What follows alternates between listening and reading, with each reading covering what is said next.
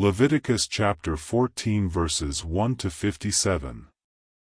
Then the Lord spoke to Moses, saying, This shall be the law of the leper for the day of his cleansing, he shall be brought to the priest.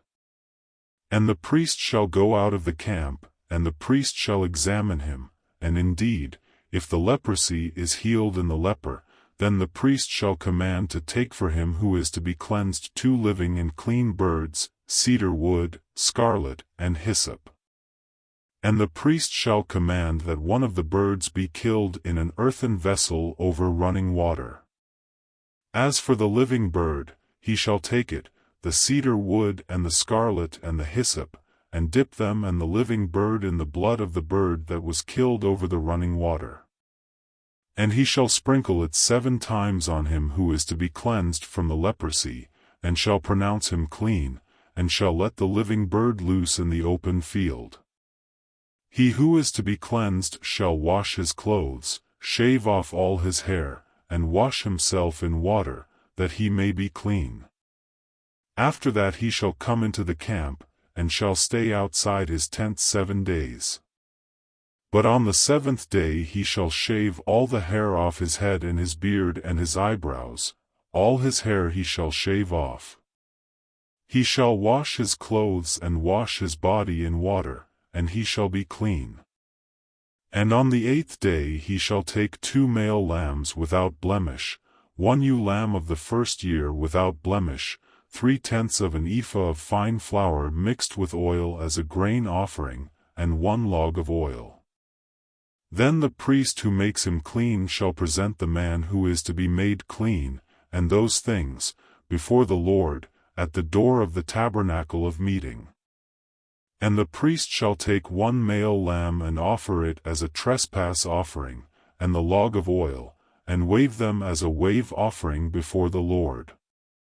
Then he shall kill the lamb in the place where he kills the sin offering and the burnt offering, in a holy place, for as the sin offering is the priest's, so is the trespass offering. It is most holy. The priest shall take some of the blood of the trespass offering, and the priest shall put it on the tip of the right ear of him who is to be cleansed, on the thumb of his right hand, and on the big toe of his right foot. And the priest shall take some of the log of oil, and pour it into the palm of his own left hand.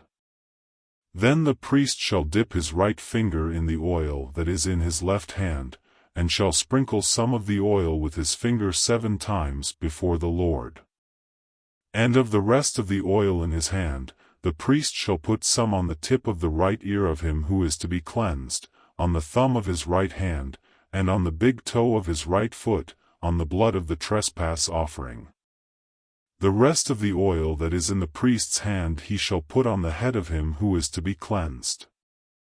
So the priest shall make atonement for him before the Lord. Then the priest shall offer the sin offering, and make atonement for him who is to be cleansed from his uncleanness. Afterward he shall kill the burnt offering. And the priest shall offer the burnt offering and the grain offering on the altar. So the priest shall make atonement for him, and he shall be clean.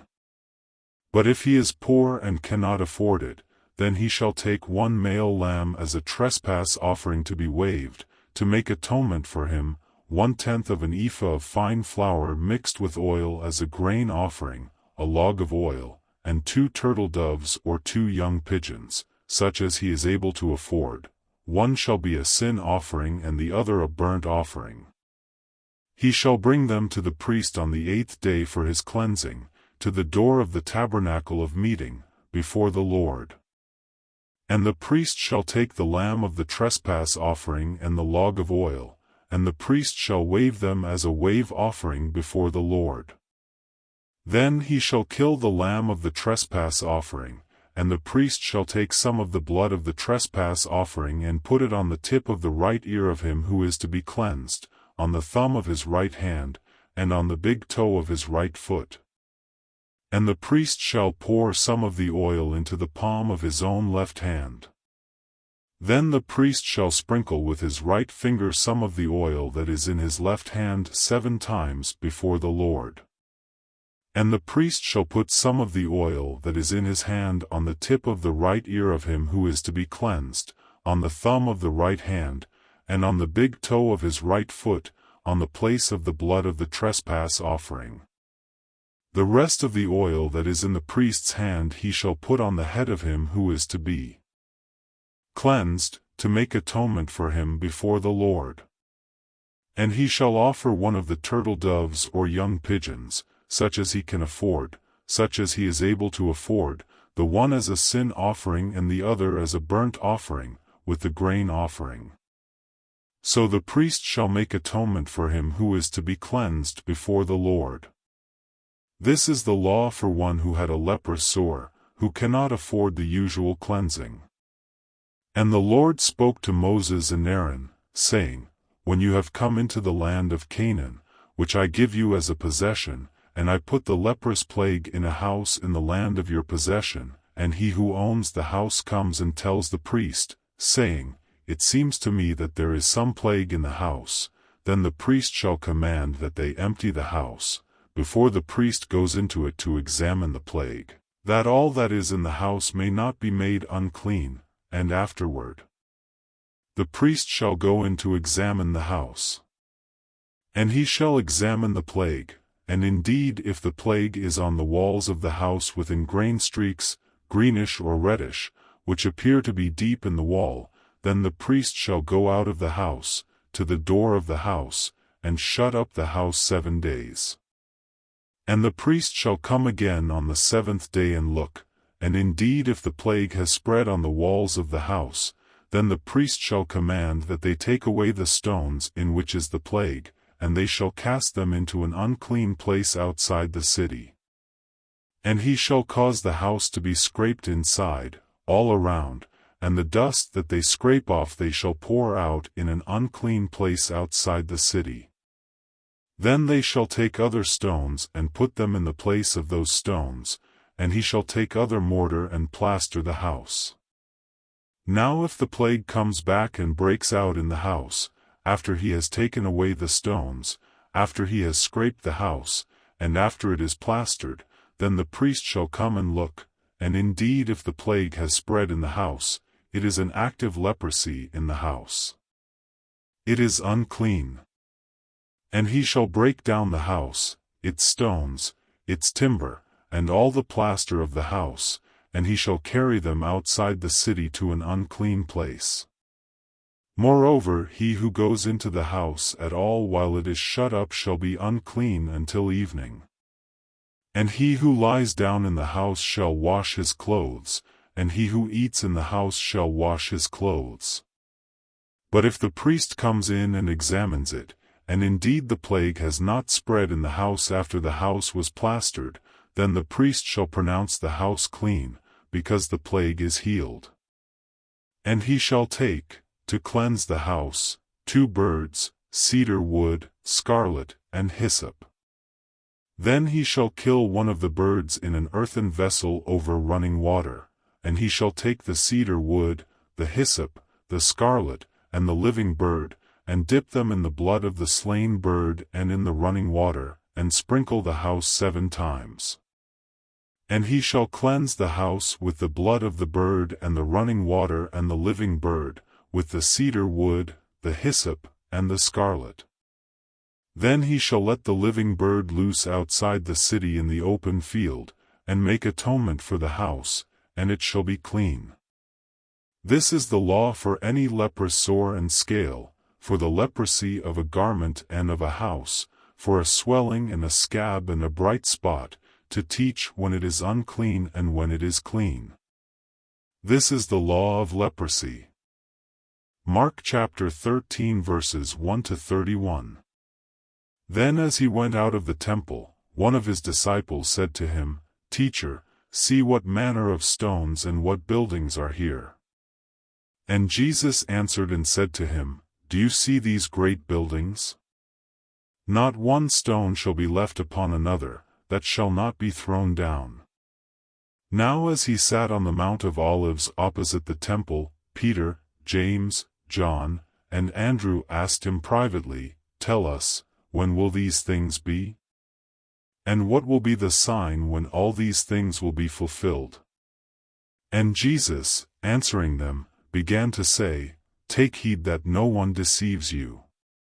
For many will come in my name, saying, I am he, and will deceive many. But when you hear of wars and rumors of wars, do not be troubled, for such things must happen, but the end is not yet. For nation will rise against nation, and kingdom against kingdom. And there will be earthquakes in various places, and there will be famines and troubles. These are the beginnings of sorrows. But watch out for yourselves, for they will deliver you up to councils, and you will be beaten in the synagogues. You will be brought before rulers and kings for my sake, for a testimony to them. And the gospel must first be preached to all the nations. But when they arrest you and deliver you up, do not worry beforehand, or premeditate what you will speak. But whatever is given you in that hour, speak that, for it is not you who speak, but the Holy Spirit. Now brother will betray brother to death, and a father his child, and children will rise up against parents and cause them to be put to death.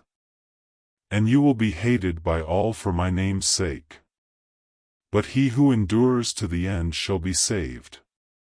So when you see the abomination of desolation, spoken of by Daniel the prophet, standing where it ought not, let the reader understand, then let those who are in Judea flee to the mountains. Let him who is on the housetop not go down into the house, nor enter to take anything out of his house. And let him who is in the field not go back to get his clothes. But woe to those who are pregnant and to those who are nursing babies in those days. And pray that your flight may not be in winter. For in those days there will be tribulation, such as has not been since the beginning of the creation which God created until this time, nor ever shall be. And unless the Lord had shortened those days, no flesh would be saved, but for the elect's sake, whom he chose, he shortened the days. Then if anyone says to you, Look, here is the Christ, or, Look, he is there, do not believe it. For false Christs and false prophets will rise and show signs and wonders to deceive, if possible, even the elect. But take heed, see, I have told you all things beforehand. But in those days, after that tribulation, the sun will be darkened, and the moon will not give its light, the stars of heaven will fall, and the powers in the heavens will be shaken. Then they will see the Son of Man coming in the clouds with great power and glory. And then he will send his angels, and gather together his elect from the four winds, from the farthest part of earth to the farthest part of heaven.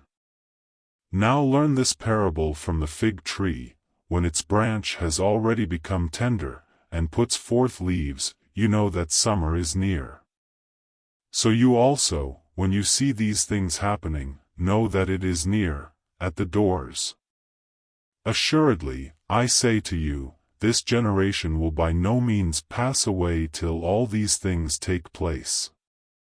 Heaven and earth will pass away, but my words will by no means pass away. Psalm chapter 30 verses 8 to 12. I cried out to you, O Lord. And to the Lord I made supplication. What profit is there in my blood? When I go down to the pit? Will the dust praise you? Will it declare your truth? Hear, O Lord, and have mercy on me. Lord, be my helper. You have turned for me my mourning into dancing. You have put off my sackcloth and clothed me with gladness. To the end that my glory may sing praise to you and not be silent. O Lord my God, I will give thanks to you forever.